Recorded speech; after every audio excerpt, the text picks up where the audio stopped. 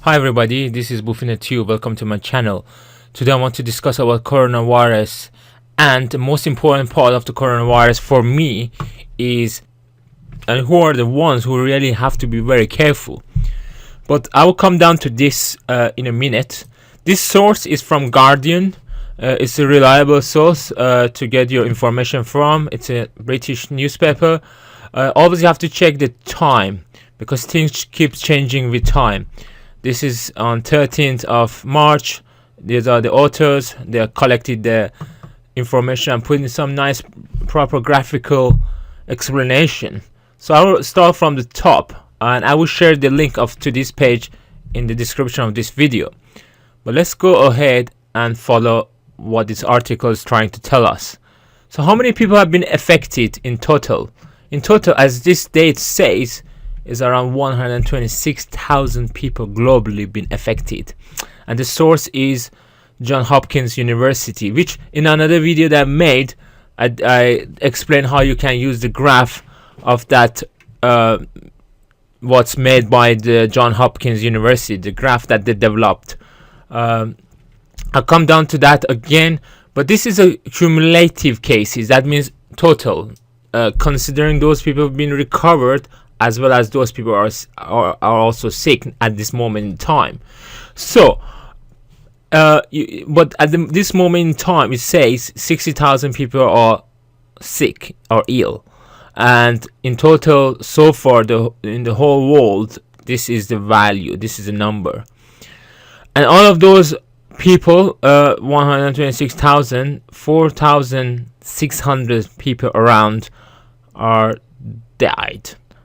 And that's important, which you can get a good value, and it's a big number is also being recovered, which is 67,000, as you can see here. So we go to this important part. Who are the people who are at the most risk from this disease? First, I need to let you know that World Health Organization, WHO, has declared coronavirus as pandemic. What does pandemic mean? So let's go to the World Health Organization website, and in 2010 they have defined it. A pandemic is the worldwide spread of a disease.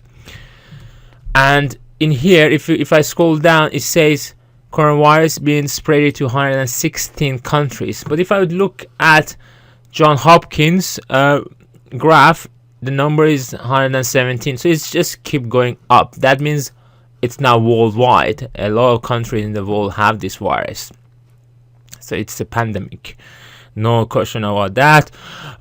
Going back to this important chart, and it's the source is really important, please pay attention to that. Chinese Center for Disease Control and Prevention conducted this data analysis, and it's data from this many people, 44,000. That's important.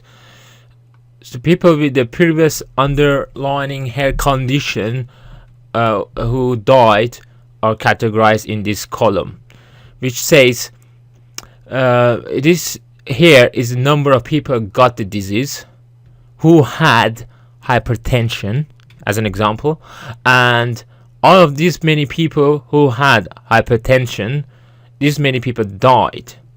That means 6%. So in order to get to this 6%, I will do a rough calculation for you guys.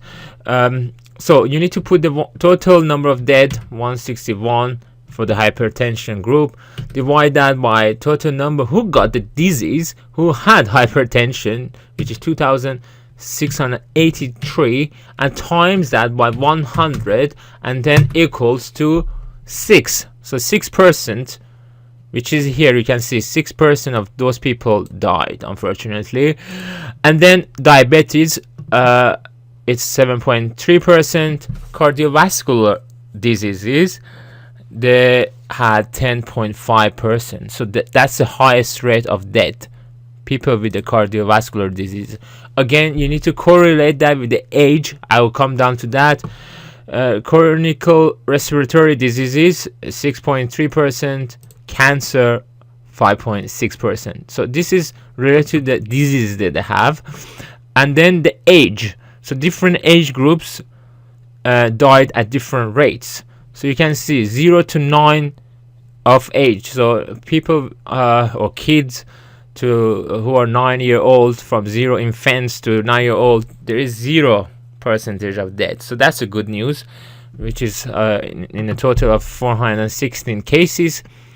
But from 10 to 19, only 1 dead from this many who got the virus. So it's very hard for the kids and from age group of 0 to 19 to catch the virus in the first place. But after they got the virus, the rate of dying is not very high either.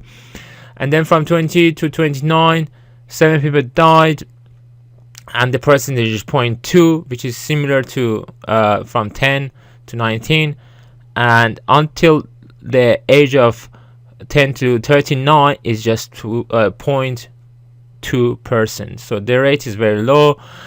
But then 40 to 49, the rate goes a bit higher. This is irrespective of the pre-health condition they had. Okay, but then we go to this range age, which is 50 to 59.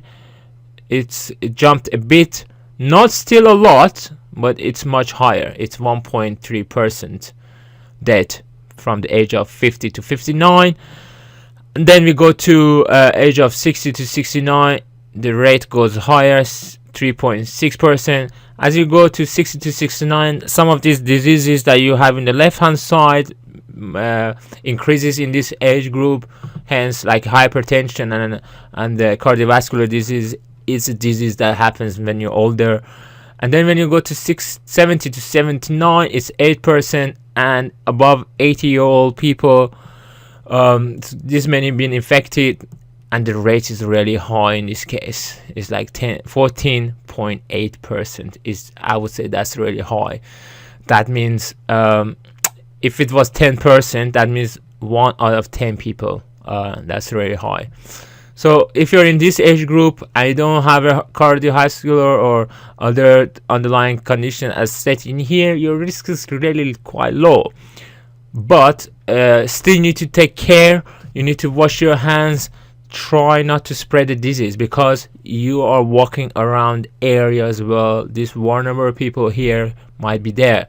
So these people, you might not get affected by it and nothing might happen to you, but you are spreading, you're carrying the germs, you're carrying the virus with you to the people who might be vulnerable, who might be very close to you. So I suggest you take the maximum possible care. If you're under age of 49, still you need to take the maximum possible care so that the virus would not spread, and these people here and these people here would not be affected by that.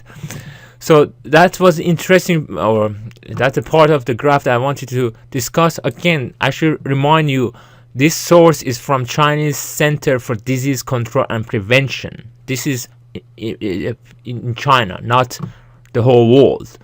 The rate might be different in the whole world, but it's similar. Humans are humans. So, which countries have experienced the largest case numbers? So obviously China is the highest, but then it follows by Italy, Iran, and Korea. And then if you put all these countries together, it's, as it stands in this time, it's 87%. But the rate of other countries, which includes Italy, Iran, and Korea, compared to China, is going up, I would say, pretty rapidly. And if I look back to the this university graph and this section in particular, you can see that this is China is flattening out, which is good news. But unfortunately, other parts of the world, it's going up very, very quickly, and the graph doesn't really look very similar to the China's graph. In other parts of the world, it's just going up too fast, in my opinion. And the rate that it goes mathematically, it can reach and surpass China. The rate of recovery is kind of constant, but it's going up. Nice curve, but again, I will come back to this again, because one very important thing to note is this, which says okay, the dead rate. You need to connect all this data and information with each other, because some countries you might see, oh, why less people die in this country and why more people die in that country. It's because of this interest or important factor, the age. As I discussed earlier, age is important. The population is aged over 65. In Italy, is 23%. So that if you have if that country has a high elderly people, the rate of fatality would be higher as a correspondence, irrespective of their health system. So, for example, if I go back to this John Hopkins, and if I go to Iran, again, I can't say that this information is totally reliable, but if I select Iran, total cases 11,000 people, but just see how many people are being recovered. That's quite a big number, and the death is this. And if I go to Italy, it's almost 50-50 in the number of death against recovered, and this many people have got sick. So a lot more people got recovered in those countries because their population is much younger. The younger population, as I said in this graph, are less affected by this disease. So the age is really important. Bear that in mind. So the transmission rate is given for 1,000 people here. Again, I don't get much information from that, other than saying that some people who you see more people die, it could be because those countries have more older populations. And you can see here other viruses, how this pandemic compare with other pandemics. I mean, HIV, for example, 14 million people have HIV in the world, and SARS, it was just 774, and MERS 700. Again, you need to check the source, if that source is reliable. Again, this is from Guardian newspaper, which I believe is reliable. And that's all I wanted to discuss.